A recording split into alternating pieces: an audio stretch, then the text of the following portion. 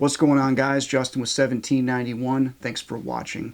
We're getting close to the holidays with Thanksgiving and everything coming up, and some of you guys may have to travel, and if you're anything like me, if you do have to travel, you're darn sure bring in your smoke wagon with you. So I wanted to do a quick travel safety tips video to help you guys understand if you do have to fly, whether it's this season in November or coming up in December, how to pack for that and make sure that you can still travel safely and bring your everyday carry pistol with you. So starting off, you need to make sure that the area that you're traveling to is going to be friendly to your carry permits and things like that.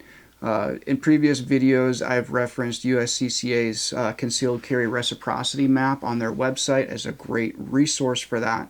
So that is step one, is make sure that you're going to be legal eagle when it comes to traveling to that state with that firearm.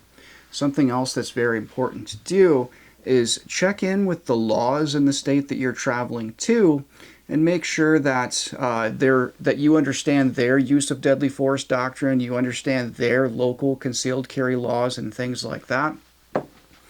Just because they may have some banned areas where you're not legally allowed to transport your firearm or carry your firearm into, they may have a different understanding on the legalities of like a business putting up a cannot carry here sign or something like that. Again, I've mentioned before, I'm not an attorney. I'm just what you might call a concealed carry seasoned professional, and was trying to give you guys some advice on this. So again, this is not legal advice. But yeah, just make sure that number one, you look into the laws in that state, make sure that you can carry there, make sure you understand that state's use of deadly force doctrine or their understanding of use of deadly force doctrine, and really how that has been applied in maybe case law or something like that. I know this sounds like a lot of stuff to do, but it's very, very important to be a responsible, legally armed citizen. Make sure that you are doing your part to make sure that you're the good guy and the other person is the bad guy. So that is kind of like the preparatory framework out of the way. Now I want to get into the practical application of traveling and transporting, traveling with and transporting firearms and other dangerous devices. So I have my table separated into two zones, right? This zone over here is my normal everyday carry, and I'm going to do a separate video on that, kind of the nuts and bolts and how I make all that work. And over here are some special travel tools that I use in my travels. So the first thing that I do when I'm making my preparations for travel is I just take an inventory of my items and I quickly diagnose which items are going to be okay to have in the fuselage of the plane or inside the passenger area of the plane, and which items are not going to be okay to be in the passenger area of the plane. So the best resource to understand that for sure is the TSA's website as far as understanding what items are not allowed to be carried into the passenger compartment. Definitely check that first. The way I look at it is this: if it's dangerous, if it's deadly, it's definitely a no-go. So starting off with the gun and loaded ammunition, that's going to be a no-go. Things like blades, stuff like that, that's definitely a no-go. I haven't been able to carry blades on a plane in a while. My pokey stabby sticky pen, even though it's a pen, this could look scary to a TSA professional. So they may end up taking, so I just don't even chance that one. Moving on from there, my wallet, there's really nothing dangerous there. There's nothing illegal or unlawful about carrying a tourniquet onto a plane, so that's okay there. My flashlight, I have been carrying with this in my back pocket for the better part of a decade at this point, and I've never had this even questioned by TSA. Even though it could be used as a fighting implement by a trained individual, a flashlight's generally not something that is deemed a dangerous item as far as TSA is concerned. Now, that being said, that's right now, or at least in my experience in previous history, it's not deemed a dangerous item by TSA right now. So just keep that in the back of your mind. Just because one thing I've learned is like rules and regulations tend to change with some manner of regularity. So just make sure you're keeping up on that stuff. And I actually have a funny story to talk about when it comes to like the changing of rules. All right, next up, my everyday carry. That was really loud, sorry. My everyday carry belt, my Cobra Gunbelt 01. That's not really a dangerous item. All right, so I've understood what items need to be properly mitigated. These two right here, my flashlight, I'm sorry, my pokey stabby sticky pen and my pocket knife. These two items are just going to go in a zippered compartment in my checked luggage. I always check checked luggage just because that's really the only way to get a firearm legally transported on an airplane is in checked luggage. So since I already have checked luggage, these guys are just going to go in a zippered compartment in the checked luggage.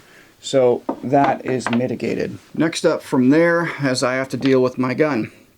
Now, right now, and for the foreseeable future, as much as I can imagine, you're not allowed to carry a loaded firearm on an airplane, commercial airplane. That's just the way it is. I'm sorry, I didn't make that rule. It just is the way it is. So what I do to make sure that I can do that is I have some resources set aside that are essentially kind of baked in travel resources. Starting off, my first travel resource is my Q pen that my friends over at XS Sights gave me a while back. This is a metal, kind of a bolt action pen, and since my normal everyday carry pokey stabby sticky pen that goes in checked luggage, I then replace my back right pocket with my Q pen. This is just a metal pen. It looks a lot less scary than that Kubotan, but I could certainly still use this as a self-defense item should the need arise. I've been traveling with this guy through airports and airlines for about 5 years now, and I've never had an issue getting that taken care of or taken away. So that then goes from my special travel accessories pile over to my everyday carry pile. Next up from there, I have a couple of unloaded magazines here. I have a Glock 19 magazine and a Glock 17 magazine, because the magazine I carry in my Glock 19 is a factory Glock 19 magazine, and then my backup magazine I carry is a Glock 17 magazine, just because I get 2 extra bullets for the hassle of carrying a spare magazine. So yay for that, and it will work in the Glock 19 just fine. So what I'm going to have to do is I'm going to have to safely unload this guy. Verify it's unloaded, visual, physical, Bob's your uncle. And then I'm going to take the unloaded magazine with orange follower, put that in the gun, put it in the holster, set it aside. So this magazine I'm just going to leave here for now. This other magazine that I have is my Glock 17 magazine that's loaded. I'm just going to set that aside and put my unloaded Glock 17 magazine in the magazine carrier and set that aside. So my gun and my reload resource is properly staged for travel. I'm just going to go ahead and put my live magazine and bullet away. So from there, I have this handy dandy box here. So inside this box, I always keep my travel resources in it, which is 2 heavy-duty commercial-grade padlocks and the key for it. So something that I do is I always make sure that the padlocks are keyed to the same key, just for convenience sake. And I actually keep a spare key in my wallet just in case I should lose this one. I like to just have a lanyard on it, and I'll usually put that in my backpack in a specific location. So this travel box perfectly fits my EDC with the holster and my reload. It all just fits in there perfectly, just like that. I like to carry with as small of a travel box as possible, and I'll tell you guys why in a little bit. So I close it up, I install my padlocks on it.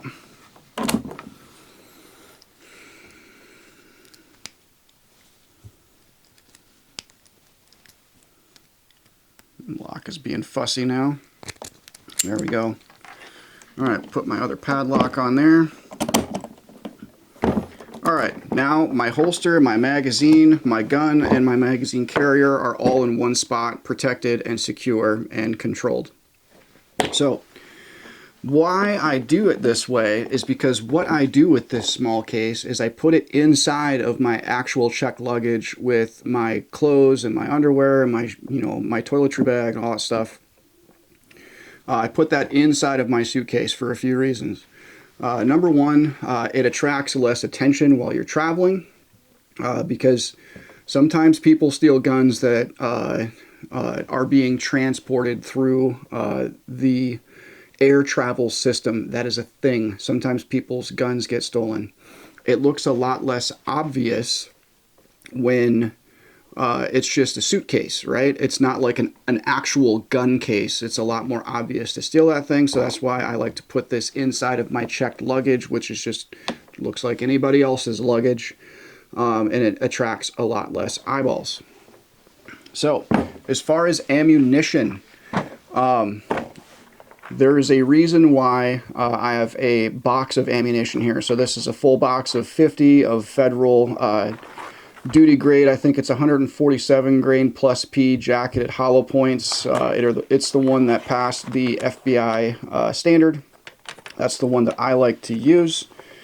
And I just have it in a regular FMJ box. It doesn't have to be the factory box that the ammunition came with, but they want you to transport it in a factory box.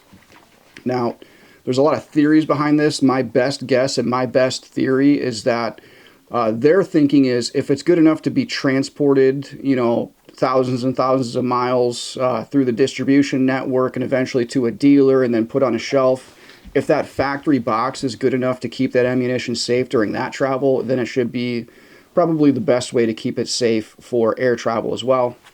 And I just have some tape on here to kind of help reinforce the box a little bit, just to make sure it doesn't break apart in my suitcase. Now, you really, really, really need to do this. And this is something that kind of changed a few years back. It used to be like not that big of a thing where like you could transport up to like, I don't know how many pounds of ammunition as long as the gun was not loaded. But a few years back it changed to where they want you to transport your ammunition in a factory ammunition box. And like I just kind of ignored that rule. I was just frustrated with the change, and I used to transport my magazines loaded, but the gun was not loaded. And I was on a business trip one year, and I literally missed my flight because they would not let me board with my gun and my ammunition. I literally had to go and find a box somewhere. Like I literally had to get an Uber, travel to a local Walmart, find a hard case, and lock up my gun in the hard case, because I also used to travel with the gun in like the factory Glock box with like a cable lock around the handle. And like that was good for years. I used to travel like that for years, but they made some regulation changes and they require you to have a box with physical eyelets that you can pass a padlock through, just wrapping the cable lock around the handle. That is almost a sure way to like have issues with your travel. So a good lockable box. Now if let's say if there were 4 eyelets on this box, I would need to have a padlock in every one of those 4 eyelets. That's a very, very important step there too. Just make sure you have a padlock on each of the eyelets. I know this is an absolute pain, and really like the better thing to do is just drive wherever you can drive. I try to drive as much as I can wherever I go. I recently, just back in February, I did a class down in Camden, Tennessee. It was called Small Unit Tactics. And like I drove that just because like I had way too much like weaponry and ammunition and equipment to where like I didn't even want to risk flying with all that stuff. So I just drove that. And really the math tends, in many cases, at least for me, the math tends to work out about to be a wash if I were to get a rental car and just like pull a long haul on the road versus flying for me, because I have to do some regional travel to get to a main hub and then from that main hub to wherever. So flying is expensive. I hate flying. but it is a necessary evil sometimes to get where we gotta go. So once you get to the ticketing counter, the first thing you have to do is you have to announce to the ticketing agent that you are transporting a firearm. They're going to, in many cases, say like, okay, like we're going to have you come over here and we're going to have you open up the case so that we can look at it and make sure it's not loaded. And like the reality is like they have no idea what they're looking at. They're just checking the box. Sometimes they will pull you aside and have like a law enforcement officer come and verify the gun's not loaded. That's happened to me a few times. And also in many cases, like with advancements in technology, they just run it through the scanner. But they do still typically have you like check the box of like opening up your case. So like right there, while there's like a line of people behind me, like this is like something I'll need to do. I'll have to like fumble with my locks and open this thing up and like, you know, do the quick flash for the ticketing agent. They'll look at it and they'll be like, oh, I guess it's unloaded. And yeah, it's unloaded. And then you'll lock it back up and you'll put your padlocks back on it. Put my padlocks back on there, take my key out. And since it's a padlock and not a TSA lock, I do not like TSA locks. I can get into that in a little bit. But for the box that contains my gun, I will not use TSA locks. They're just not rigid enough. I don't really like TSA locks a whole lot for something that it needs to be really, really sturdy and like heavy duty. Just because like they're just not as tough as like a commercial grade master lock. They're just not. You can't argue me with that. I will use TSA locks on a special case, like the zipper eyelet on the actual travel bag that or the suitcase that I put my gun case into. On that travel bag, I put a TSA lock on that, but the locks that are on my gun case will always be a heavy-duty commercial grade padlock. So once you've shown the ticketing agent your gun, like it's verified unloaded, they'll give you like this little card that says like, I swear on, you know, my mother's life that this gun's not loaded, and you have to sign it and date it. And then they'll just have you put that little card on top of your gun case inside of your luggage, and then zip it up and throw it on the conveyor belt. And what has almost always happened to me is the ticketing agent will say like, all right, go stand over there for 15 minutes and wait and see if they call your name, because if they want to like open up if they want to open up your case and look at something, they're going to need your key. So that is a very important part, that you need to get to the airport well in advance. I typically get to the airport an hour before boarding. Not an hour before the flight leaves. I get to the airport an hour before boarding, just to make sure I've padded myself with plenty of time to get my situation through security, and then get to where I gotta go. And if it's a especially busy time of season, I will go even earlier. Just because like I have waited around before for 40 minutes for a TSA like a special TSA agent to come and like look at my gun and make sure it wasn't loaded. This was before the scanner technology and all that stuff, but not every airport has a scanner. So sometimes they may actually make you wait around for either a cop or like a specially trained TSA agent to come and verify that your gun's not loaded. And like by that time, like you could have missed your flight if you didn't get there early enough. So just keep that in mind. Now, when it comes to getting to your destination, the retrieval of your firearm is also a bit of a thing. Usually your firearm, and essentially your luggage that the firearm is in, is going to go straight to your airline's special baggage claim area. And like they'll wheel it up and you're going to have to flash your ID. And like there's going to be like, they're going to put this big, huge, heavy duty zip tie cable lock on there. And like here's your bag. Like good luck finding a way to get that zip tie off there, because your pocket knife is inside your luggage. So that's just something to like be aware of. Something that I do. a few years back, I was given this little thing called, I think it's called a pocket monkey. That sounds kind of funny, doesn't it? Yeah, it's called the pocket monkey. It's just this like dopey little like multi-tool type of situation. Has a little bottle opener there and everything. It's designed to be like the size of a credit card, so you always have some kind of a tool with you. And I've used this to adjust sights. I've used this to do all kinds of things, open a beer bottle, whatever. One thing I always use it for on travel is this little flathead screwdriver end here. It is perfect. So these are the cable ties that come on your luggage. It is perfect for wedging in underneath that cable tie and prying that back. So you can just undo the cable tie, and now you got a free heavy-duty commercial cable tie.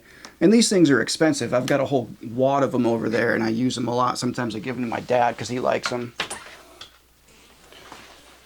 So anyways, yeah, I just have like a bunch of those heavy-duty cable ties over there from all of my work travels and stuff like that, because like I don't like cutting them. If you're going to zip tie my suitcase together, I'm getting something out of it, and I'm keeping that zip tie. You can't take it away from me. It's mine now. You gave it to me.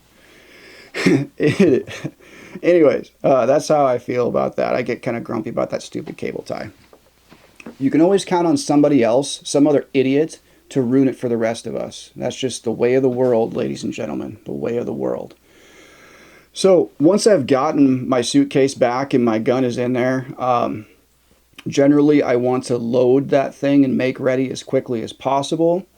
So what I do, just to make sure I'm not drawing a ton of attention, I don't pass go. I do not collect $200. I go straight to the rental car. I get my rental car. I get everything packed up, and I drive off the premises. And I find a safe, quiet area to pull my my gun and my ammunition out of my like locked situation, out of my suitcase. And I stay in my vehicle, and I lock the doors, and I load my magazines, like while I have like situational awareness, and like I get everything gassed up and ready to go. And then I proceed to my hotel and drop off my suitcase. So that's how I do things. You guys are probably going to poke holes in the way I do things, but that's the way I do it. I am very, very comfortable with it. It has served me very well through the many, many years and many, many, many airline travels that I have had to go through to make sure that I can go and conduct business and do my job, but also stay true to myself and stay true to who I am as a protector, and make sure that I am bringing my claws with me, even if they are retracted and I have to like temporarily take them off when I'm on the airplane.